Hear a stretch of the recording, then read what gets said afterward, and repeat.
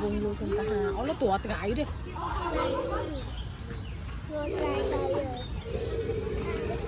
ơi nhìn lấy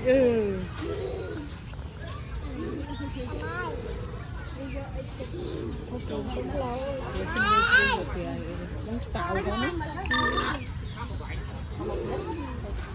con hai đứa xe đâu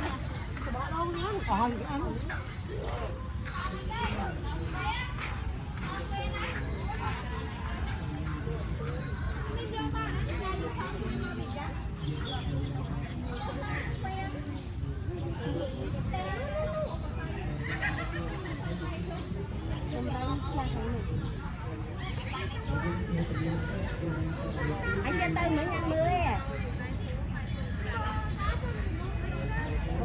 Không mưa ở tầng đi rồi.